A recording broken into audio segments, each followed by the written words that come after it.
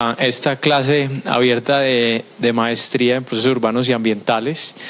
En nombre de Urbam y de AFIT, agradecerles por estar acá con este invitado tan especial que tenemos hoy. Nos visita desde muy lejos. El profesor Gerard Martin es holandés y vive en Washington, pero es un viajero pues global, entonces es un orgullo que logramos capturarlo para que nos acompañen esta semana. Perdón. Quiero aprovechar a mostrarles aquí algo que es muy especial, este gran libro de Gerard. Quienes todavía no lo tienen se los recomiendo.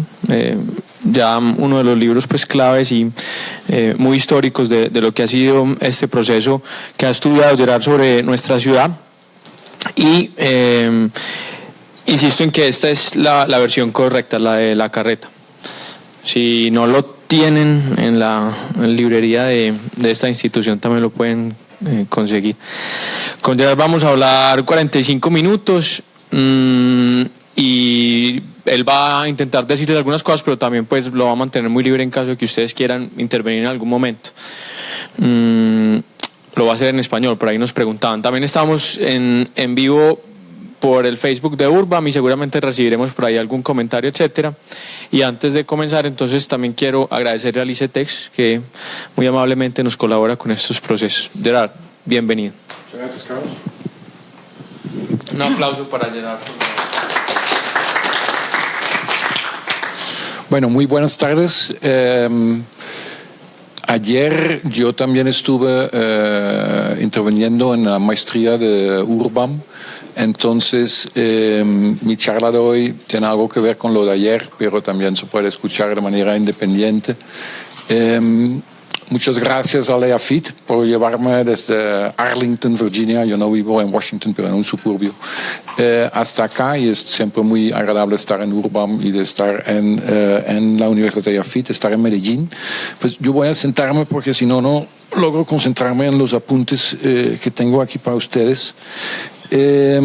Como dice Carlos, yo quería intentar hablar no más que 45 minutos para después o hablar de algunos de estos temas o hablar de otros asuntos que ustedes piensen que vale la pena intercambiar ideas. Mira, ayer en las 4 horas de trabajo, esencialmente el tema, y con esto quería continuar hoy, que ha sido una preocupación, un tema de interés común que hemos hablado también la última vez que estuve aquí en la universidad, que es cómo podemos pensar algunas dimensiones un poco menos visibles, de impacto menos visibles, tal vez de lo que llamamos y conocemos como el urbanismo social, identificado para simplificar, cómo las políticas urbanas de esta ciudad entre 2004 y 2012, yo no digo que después no hay nada, pero solamente es que este es el periodo que yo he estudiado con mucha atención, entonces todo lo que yo digo sobre lo que viene después es un poco superficial, prefiero entonces simplemente concentrarme en lo que realmente conozco. Ayer uno de los aspectos, uno de estos temas que me parece que está de algún modo subentendido, visualizado, poco estudiado, es la tercera dimensión de cómo el mismo Urbam pinta, digamos, las intervenciones del urbanismo social, que es no lo físico, no lo social, pero la coordinación interinstitucional. Son 3 componentes del urbanismo social según, digamos, los modelos que el mismo Urbam ha elaborado. Y pues sabemos mucho sobre lo físico, sabemos mucho de algún modo sobre lo social. Dentro de lo social yo también quería entrar por un momento toda la temática de la violencia, la reducción de la violencia, la prevención. Y tenemos mucho menos estudiado, mucho menos visualizado, porque es más difícil de visualizar, es más difícil de conocer toda la dimensión que podríamos llamar de coordinación interinstitucional, de articulación de las instituciones en el territorio, en los barrios, en los PUI, en las comunas, y la manera entonces también de acercarse, de aproximarse a los ciudadanos, a la ciudadanía como Estado. en este caso la alcaldía siendo Estado, o sea, la construcción de ciudadanía en el proceso de urbanismo social. El aspecto que hoy quería intentar con ustedes explorar un poco es lo que podemos llamar pertenencia.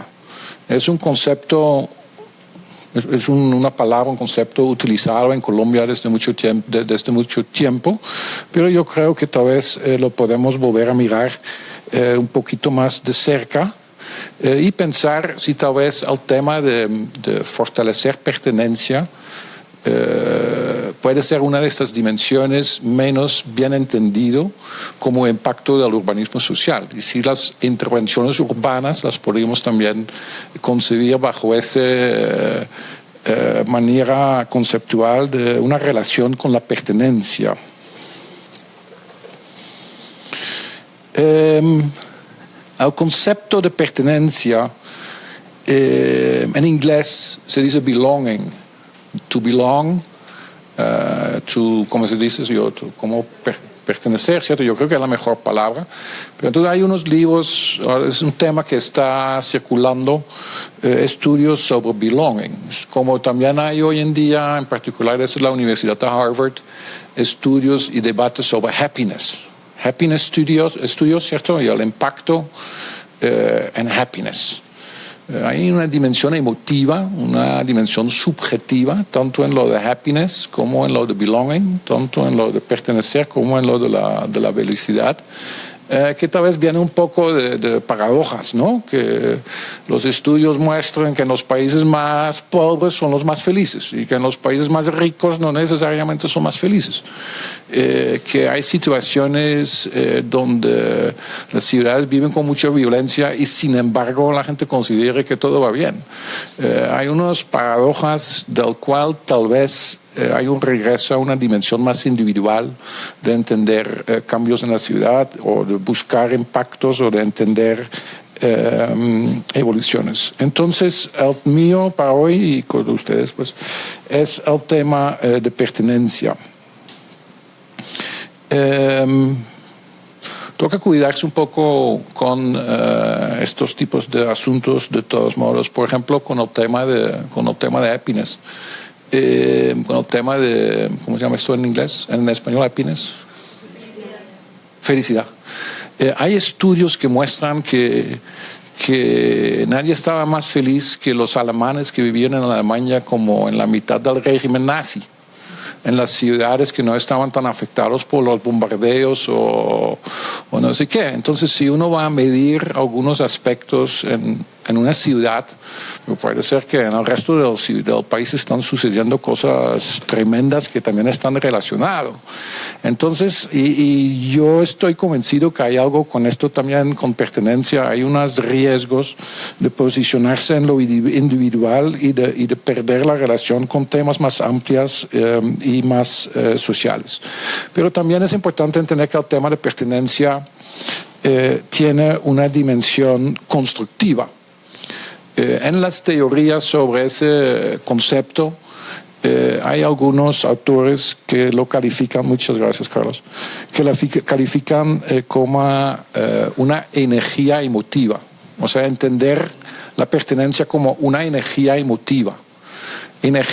Con energía se puede construir cosas, energía se puede movilizar.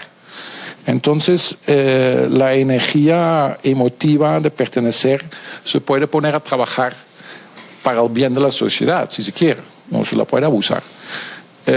Tomamos el ejemplo de pertenecer a la maestría de Urbam. Es una manera de pertenecer.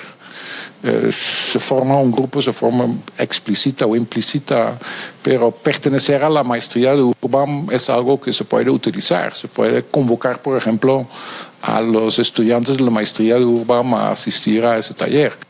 O pues los estudiantes se puede convocarlos a no asistir porque pues es dictado por un holandés y aquí o por un sociólogo y aquí solamente se acepte arquitectos e ingenieros y no.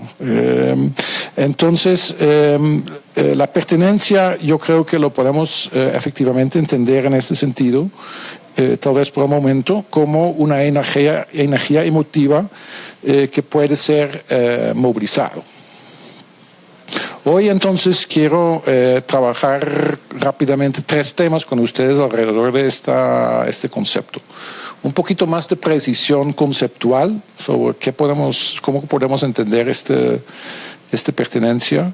Revisar brevemente lo que intentó hacer Colombia en los años 90 con la Constitución, después de la Constitución, con la idea de fortalecer la democracia participativa, que fue todo gran sueño en parte de la Constitución, que ya íbamos a tener una democracia participativa y entonces participar, pertenecer, por lo menos en lo político, en lo cívico. Entonces quiero volver un poco sobre qué pasó con esto. Y el tercero tema que voy a tocar brevemente es entonces qué podemos decir sobre las formas de pertenecer y de pertenencia en Medellín y cómo pueden haber evolucionado bajo las políticas del urbanismo social. Bueno, algunas precisiones conceptuales sobre lo de pertenecer entonces, de pertenencia.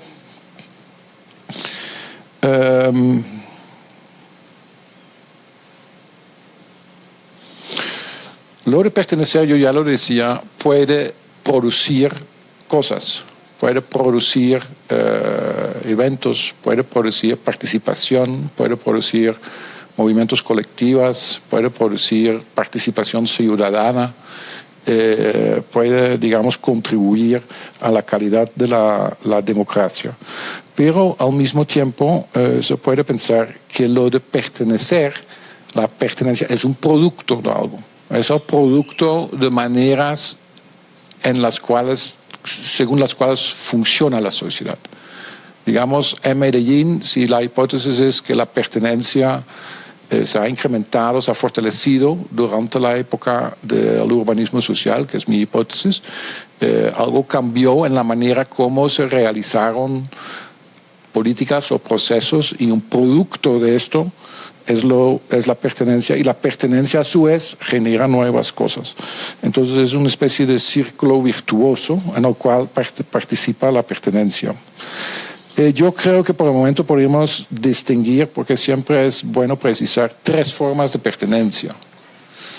Una primera, siempre podría haber 5, ¿no? O 8, es puramente yo hago 3 porque creo que funciona para explicar lo que yo digo, pero no es para decir que solamente podrían ser 3 o que tendrían que ser estas 3.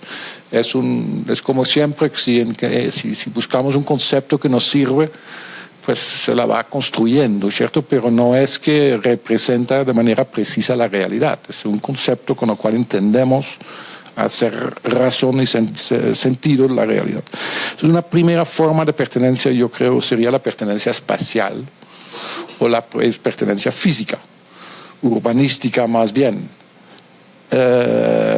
Entonces, esto tiene más que ver con el entorno urbano, con lo que le corresponde a los arquitectos y creo que a los ingenieros y a muchas otras personas, pero en particular le corresponde al habitante, al citadino que vive en su barrio, que se relaciona con su lugar, con su hábitat, pues con su terruño, con su cuadra, con su calle, con lo que le entorna de manera directa, y que tiene que ver con todo el debate si el entorno es digno o indigno, si vive en condiciones de riesgo o no riesgo, todos los temas sobre lo urbanístico que, digamos, están al centro también de las políticas de urbanismo social. Una segunda forma de pertenencia sería una pertenencia social. La pertenencia social le correspondería más al vecino, al socio, al ser miembro de alguna asociación, de un club. Entonces tiene que ver con la sociabilidad y con la confianza en los vecinos, en los amigos. Tiene mucho que ver con el tema de las asociaciones, el tema de sociedad civil de algún modo, ¿cierto? Y lo que algunos llaman capital social, o sea, qué cantidad de asociaciones hay, cómo participa la gente, con qué frecuencia, qué formas de participación ciudadana hay, pero puede ser a la vez voluntarias o más políticas. Entonces ese tema también, la pertenencia social, es un poco amplio, pero más que todo yo lo relaciono por el momento con este tema de la sociabilidad y de las asociaciones. Y la tercera sería entonces la pertenencia cívica o la pertenencia política, que es ya como ciudadano, ya en una relación más directa con las instituciones, con lo que es el gobierno, con lo que es la gestión pública, tanto en lo substancial, o sea, si mis derechos son respetados, si mis servicios tienen la calidad y la eficiencia y el costo y todo esto a los cuales tengo derecho, y también en lo procesal, en lo procedural, o sea, si yo soy tratado con respeto, si no tengo que esperar horas, ¿cierto? Si estoy siendo tratado como ciudadano. Ahí hay un tema también de percepción, y por supuesto, y de realidad. Y tiene que ver con un subtema, pero a la cual yo creo que a veces se la reduce, pero me parece que sería subutilizar este concepto de pertenencia, es la confianza en las instituciones. Entonces tenemos Medellín como vamos. ¿Qué piensa usted de la policía? ¿Qué piensa usted del alcalde? ¿Qué piensa usted de la policía? ¿Qué piensa usted del uno y del otro, del metro? Pero esa es, digamos, confianza en las instituciones. Pero la pertenencia es más que esto, como acabo de explicar, y tiene también esa dimensión de una proximidad, una cercanía a las instituciones. En ese concepto yo creo que se podría también diferenciar una dimensión más individual, ya lo digo, una dimensión más como emotiva, una energía emotiva que se puede movilizar, que es de cada persona. Una persona puede tener diferentes pertenencias sociales, por ejemplo, es posible que cada persona tiene un patrono diferente de pertenencias sociales, y pues en parte también físicas, pero en lo social, por ejemplo, pues uno puede pertenecer a la vez a un club de ajedrez, a la Junta de Acción Comunal del barrio, a una cantidad de cosas, otra persona a otras. Entonces no es igual, uno no puede de una vez decir la pertenencia en este sector de la ciudad es tal. También hay una dimensión individual y toca siempre pensar cómo uno salta de lo individual a lo colectivo. Y hay una dimensión entonces colectivo de pertenencia que, bueno, son temas clásicos, mujeres, por ejemplo, jóvenes, chocuanos. Vi un lindo documental, estudiantes de Urban, de todo. Lo colectivo. Entonces hay estos, digamos, hay un tema de grados. Si uno habla de pertenencia, no es sí o no, ¿cierto? Es sí es 100%, no es 0%, pero en general estamos en 70%, en 30%, en 50%. Hay toda una escala de graduación si hablamos de estos tipos de temas, donde uno puede pertenecer más o menos, y pertenecer más en lo social, menos en lo político, más en lo físico, y por esto el concepto tampoco es tan sencilla, pero precisamente yo creo que permite de superar, por ejemplo, divisiones, dicotomías demasiado sencillas, que la gente que está incluida o excluida, lo uno o lo otro. Aquí tenemos muchas más posibilidades con esta conceptualización de entender la realidad. De hecho, yo creo que las situaciones de que no hay pertenencia o que hay total pertenencia, pues son casi imposibles de imaginarse en la realidad. Uno puede pensar en Moscú 1937, que fue el año del total estalinismo total, un terror tremendo. Las personas estaban jugando en una asociación de ajedrez y los sacaron 10 y los asesinaron, ¿no? Ahí pues aparece toda pertenencia, incluso al club de ajedrez, porque pues ya no hay seguridad ni confianza en nada. Entonces las situaciones extremas del sí o no pertenencia no son tal vez tan comunes. Y es más común que estamos en algún proceso gradual. Indicadores, otro tema sobre el cual también estuvimos hablando ayer. ¿Cuál tipo de indicadores decimos ayer para, por ejemplo, mejor entender qué grado de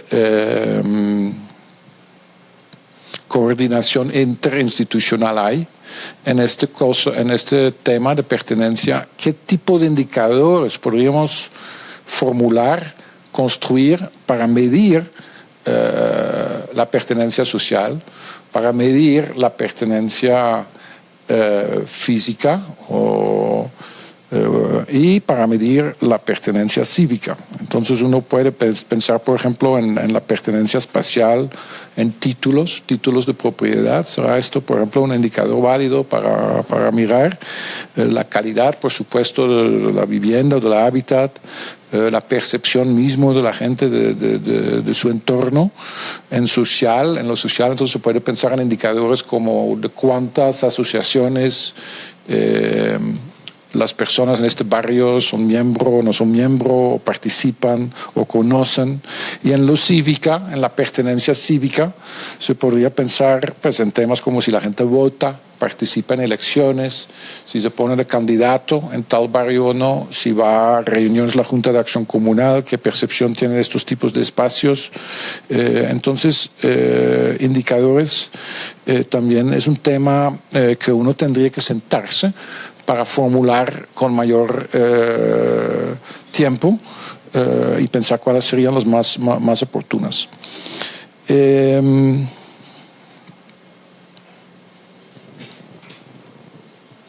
Y lo más importante para nosotros es entender que cómo y cuándo y bajo qué condiciones puede la pertenencia evolucionar en el tiempo. Entonces la hipótesis, ¿cierto?, que queremos de algún modo explorar es si la pertenencia, las diferentes formas de pertenencias se han transformado durante o por causa de las políticas de urbanismo social. Bienvenidos. Apenas hemos empezado, no hay problema. Quería ilustrar esto un poco con un tema, un ejemplo clásico que está un poquito lejos en el tiempo, pero que vale como es un buen como ejemplo para tener en mente, y hay bastante textos y libros interesantes sobre la temática, y siempre es bueno alimentarse de lo clásico, y estoy hablando del polis griego. Al polis, ¿cierto? La comunidad política de la Grecia antigua entre el siglo V y III antes de Jesucristo. Yo estuve y cómo la pertenencia evolucionaba en el polis. Yo estuve en Turquía, en la costa occidental de Turquía, en la época cuando había los Juegos Olímpicos en Atenas, que creo que fue en 2004.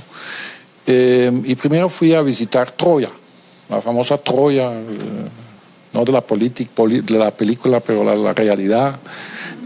Y sucede que Troya es muy pequeña, es una montaña, esencialmente es una montaña amurallada, muchas ruinas, porque es una ciudad muy vieja, ¿cierto? La Troya que conocemos de Homer es de 12 siglos antes de Jesucristo, pero era un polis.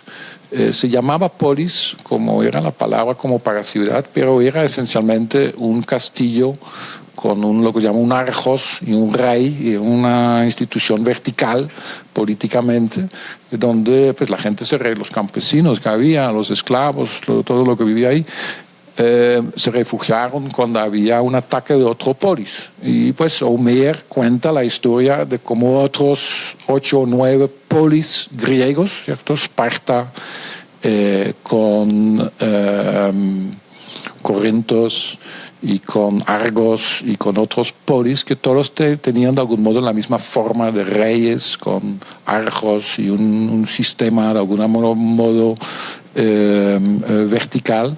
Hicieron una asociación, una liga, y pues se confrontaron con Troya, y todos hablaron griego, pero eran todos reyes, etcétera, independientes.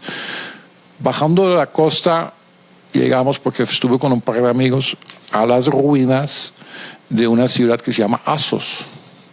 Y Assos también era un polis, pero era un polis del siglo IV antes de Jesucristo. Y es enorme, ya no es la montaña pequeña de Troya, sino es enorme.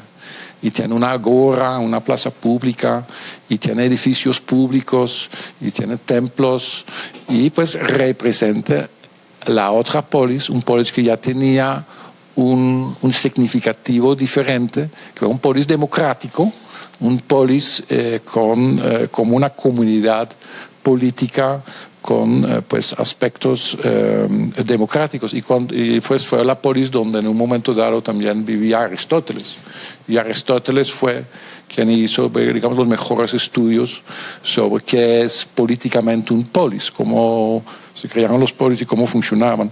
Y también encontré así un pequeño signo donde se decía, pues aquí funcionaba el City Council, el Consejo Municipal, en 400 años antes de Jesucristo, ¿no? Es muy interesante pensar en esto, ¿no? ¿Qué fue el Consejo Municipal en aquella época? Que no existía en Troya, que ambos eran polises, pero hubo una gran evolución política en Grecia en esa época. Esa evolución, no vamos aquí a insistir en los detalles, pero sí son muy interesantes a leer para pensar reformas urbanas. Esas reformas iniciales que digamos ayudaron a introducir formas democráticas fueron introducidos como hacia 600 o 500 años antes de Jesucristo, primero en lo que llama Ática, que es Atenas, y pues el territorio alrededor de Atenas, que fueron 26 polis que habían estado en una guerra, ganaron la guerra, y después de la guerra, unos conflictos políticos, etcétera, y algunos grandes hombres reformadores introdujeron unos sabios, para decirlo así, pero bajo presión popular, bajo demandas, bajo debates, y con violencia y oposición, se introdujeron unas reformas. Y estas reformas esencialmente contribuyeron a la constitución de lo que conocemos como la democracia griega. Y pues Aristóteles hizo un esfuerzo de describir las formas de 158 diferentes polis. O sea, Ática, que en sí mismo eran 26 polis, pero era una. También estudió 158 otros con sus estudiantes. Era como Urbam, Aristóteles, y tenía muchos estudiantes, y todos hicieron estudios, y así se lograban reunir 150 descripciones de cómo funcionaban institucionalmente cada uno de estos polis, porque eran diferentes, no eran idénticas. La única que se ha encontrado, que además no se atribuye directamente a Aristóteles, sino a un alumno de Aristóteles, es la de Ática. Y es muy interesante repensar más o menos cómo funcionaba esa democracia en Ática, no solamente porque fue la primera, que después por diferentes razones fue de manera incremental copiado, hasta que se dice que puede haber existido unos 500 pólises, todos con diferentes formas, pero en algo similar de democracia, pero también porque nos trae reflexiones sobre la actualidad. Y yo quería brevemente pintarles en qué consistía en cuanto a instituciones esa polis. Ática era unos 45 por 45 kilómetros en tamaño.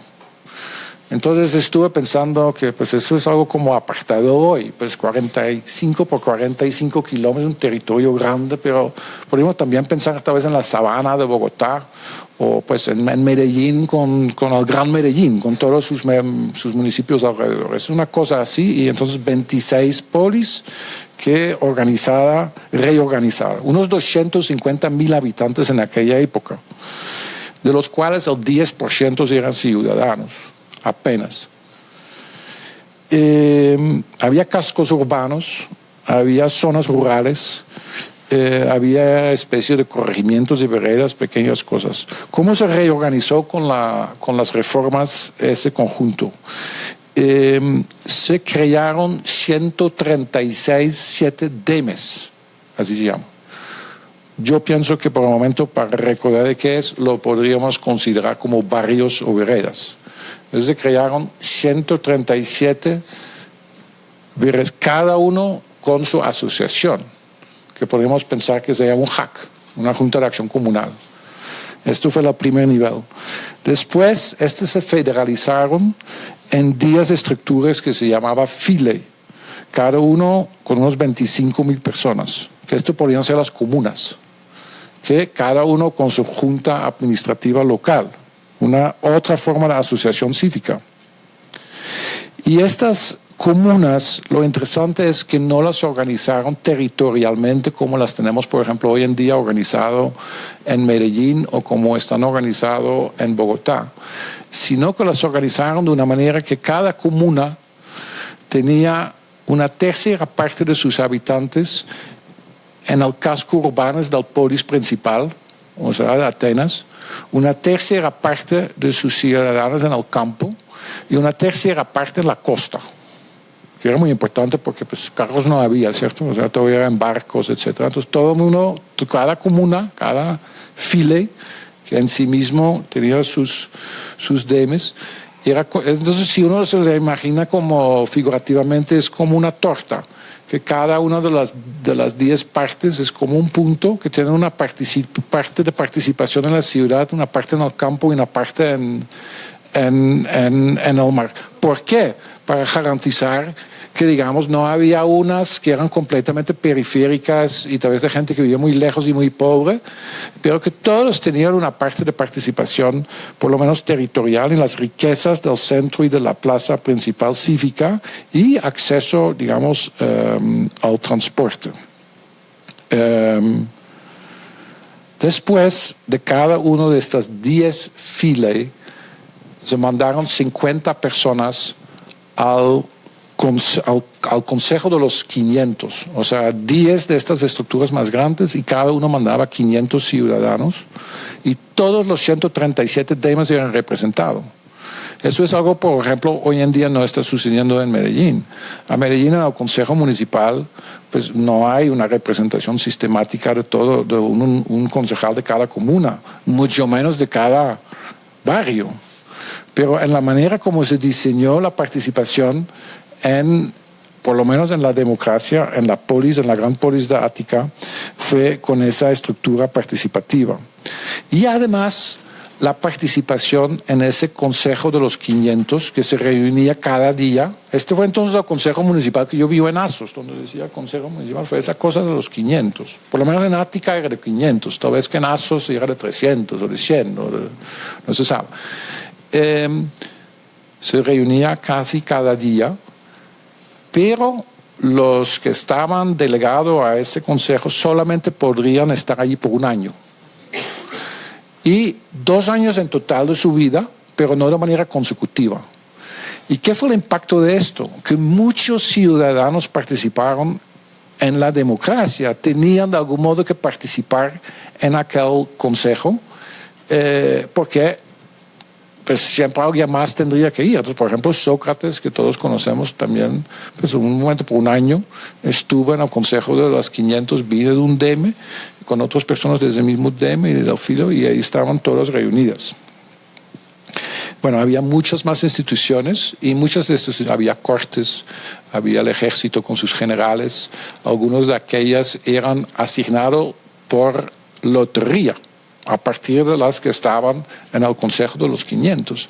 Uno va a pensar un poco en el diseño que había detrás de eso 500 años antes de Jesucristo, y uno se dice, eso era muy bien pensado de algún modo, aunque era diferente en otros polis, pero era una manera muy bien organizada, porque garantizaba de algún modo, regresando al concepto de la pertenencia cívica, que todos los ciudadanos, aunque los ciudadanos no eran todos, había muchas restricciones por ser ciudadano, pero ahorita no estamos, digamos, hablando de ese tema, estamos hablando de la estructura política que de todos modos se generaba y que nos sigue influenciando, pero generaba entonces una vida asociativa, pero en el tema cívica muy activa, que no era